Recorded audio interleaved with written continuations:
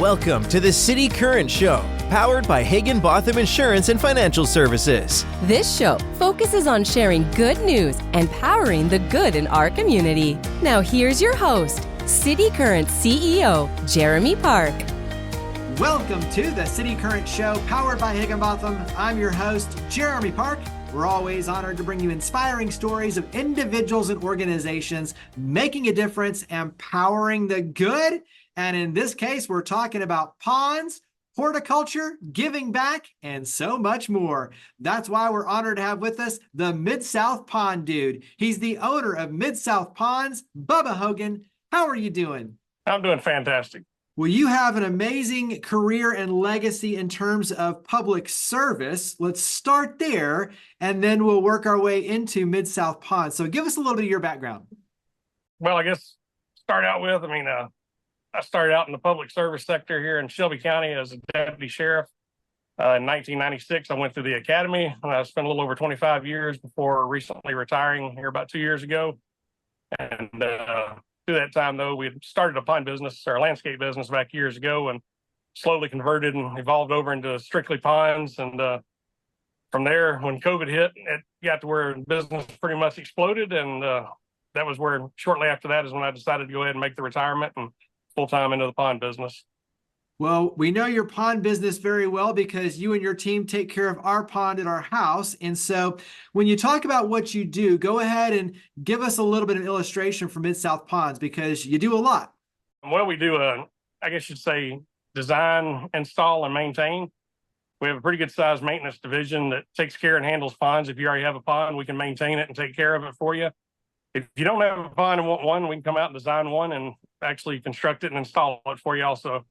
It's a pretty much relaxing area in the backyard that we can put some koi in. It'll be a natural habitat looking with the stone waterfall, soothing area to relax and just to unwind and enjoy.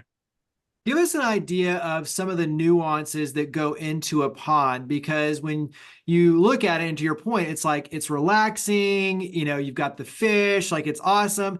But there's a lot that goes into it in terms of the planning side of it, the features like the waterfall, making sure that the water is consistently running. So the skimmers, the pumps, there's a lot that goes into this. So unpack a little bit when you're sitting down with a homeowner and saying, okay, you want a pond, here's all the things that we need to talk about. Well, basically, first of all, we'll come out. We lay out kind of a garden hose or a rope, I guess, to design and get the outlook, the sketching kind of laid out on the yard, what the pond's going to look like.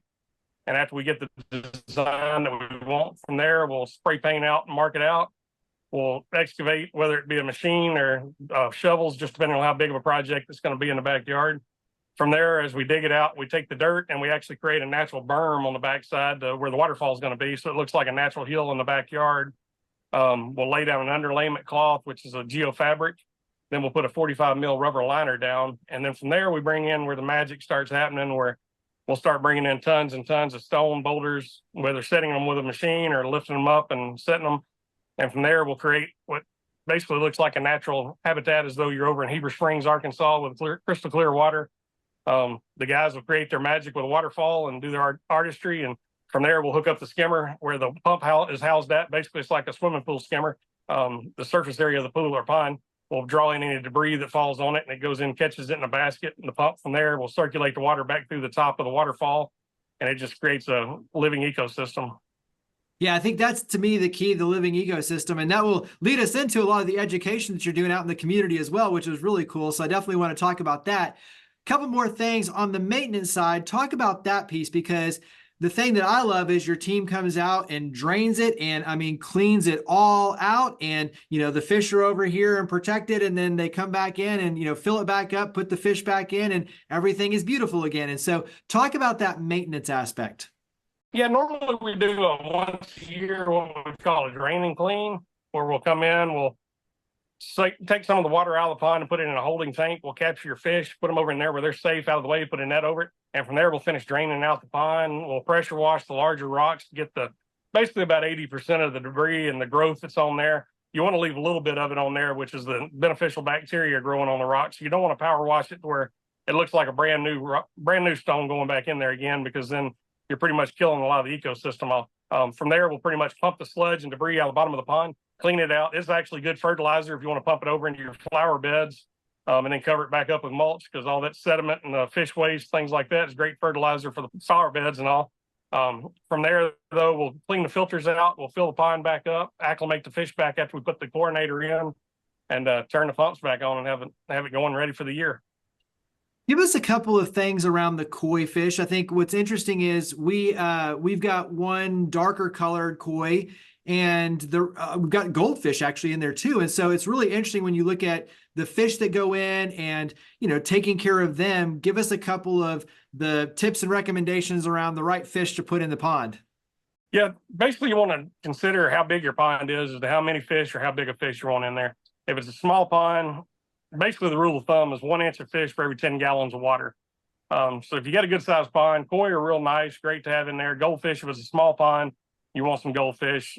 A lot of times you don't want to get too many goldfish, because goldfish are kind of a nastier type fish. They put out more fish waste than they do good. Koi will actually eat the algae and debris that's growing inside the pond, so they'll feed themselves and more or less take care of themselves. You can come out and feed them and enjoy it, just kind of as a relaxing type thing, but they can take care of themselves just being in the pond. Give us a couple of things that are either new trends taking place, things that are exciting for you when you're working on a project. Like when you talk about the pond business, what are a couple of things that are, exciting trends or things that put a smile on your face right now? Well, now it seems like there's not really that many folks doing the koi ponds. We're doing a good bit, but now the big trend here lately has become the recreational ponds. Basically it's a swimming pool, but it's a natural pond setting where there's no filtration. There's no chemicals going into the pond, I guess you'd say. It's a natural filtration with a wetland bog. So what we do is we create the pond, same size, it's just overinflated size, pretty much like a swimming pool, large boulders. So you got that natural setting, the water's crystal clear, and you swim with fish, water plants. The water you can see all the way to the bottom, 6-8 feet deep, and people are enjoying it, and that's become the big trend here lately. Huh, that's cool. Wow. I'm glad I asked. Give us one more thing that you wish everyone knew about Midsouth Ponds, and then we'll talk all about all of the education and the philanthropy and the things that you're doing out in the community. So give us one more thing on Midsouth Ponds you wish everyone knew. Well, we do. Like I said, we design, maintain, build. So we can either build a pond for you, or we can just maintain it. If you have a little small do-it-yourselfer, we're more than happy to come out and either help you out and just explain it to you how to take care of your pond, or we can take care of it for you. As we tell people, we got those that they just want to come home at night and relax around their pond and don't want to do anything other than just enjoy their fish and hear their waterfall. And we've got some folks that they're the weekend warriors on gardening, and they want to take care of everything themselves, but they just may have a problem or a question, and we're more than happy to answer that question for them if we need to. Talk about why community engagement is so important, because you are doing a lot with like the St. Jude Dream Home, education with schools, horticulture and agriculture, like all of these things like they are tying in as major themes. Why is community engagement so important for you in Midsouth Ponds? Well, like I said, having worked for 25 years serving the community, it just seems like just giving back. You can't help enough people. I mean, if you're going out and helping people, Zig Ziglar always said, if you help enough people get what they want, you'll get what you want. So like I said, just if we see a need or somewhere we can help someone, we try our best to do what we can. We have a Keystone Elementary School. They had a little defunct, I guess you'd say, pond in their courtyard that had gone bad. They were able to get a little bit of a grant together for beautification in their courtyard. So we donated the time, labor, and stone, and they offset a little bit of the cost and materials, and we rebuilt their pond for them earlier this spring for their kids to have an area and the teachers to have an area to sit around and enjoy during break time. I guess also it helps out for the literature class, and also their TV station that they do. They go out and do a couple of video recordings here and there out in front of it also. Talk about the St. Jude Dream Home and being a part of that. That was a nice experience to be a part of. It was really good to be able to go out and build that, to see everybody come out and enjoy the pond. Look at it as they toured the house. It's something new. They said it was the first time that's ever been done here in Memphis. So we put a pond in the backyard right off the courtyard there, right off the back porch. There's a koi pond right there that you can enjoy. Just as soon as you walk inside the door of the house, you look through the windows, you can see the pond in the backyard with the waterfall. So it was a real big hit, and we've gotten a lot of calls off that here lately. I know that you're also doing scholarships for students. Talk about the scholarships. That's something we decided to start doing this year, is offering a $1,500 scholarship. mainly going towards somebody probably in the horticulture or something in the green industry to help out. Plus, we also do it a little bit with the internships. Not everybody wants to go to college or may not feel college is right for them, but because you need ditch diggers in the world. Whether some people is kind of the old saying, somebody's got to do it. So whether it may not be what everybody wants to do, but somebody needs to, and somebody may want to. And we've got some high school kids that they didn't want to go to college, and it's opening opportunities for them to come work with us, and they're enjoying it so far, and it seems to be a good fit right now.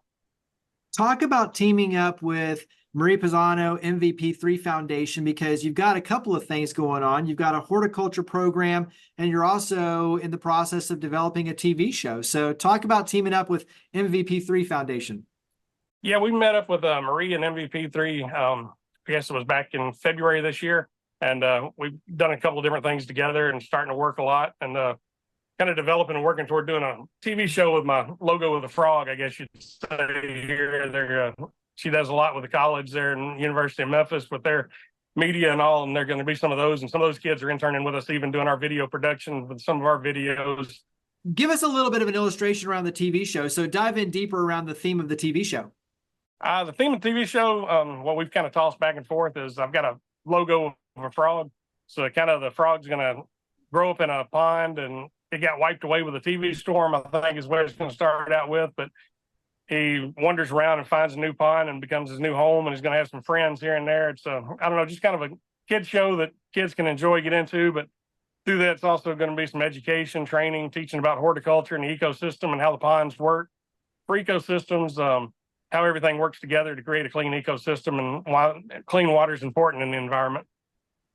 How did you become passionate about this? Because as I mentioned earlier, you're known as the Midsouth Pond Dude. And so when you look at, you're putting out tons of educational resources and obviously tying into everything that we're talking about on the education side, but you're now putting out all these newsletters and content to really help people. But when you talk about shifting from a background in law enforcement, public service, and really diving in heavy into not only constructing ponds, but the ecosystem, the horticulture, all of that, the agricultural side of this, how did you become passionate about this?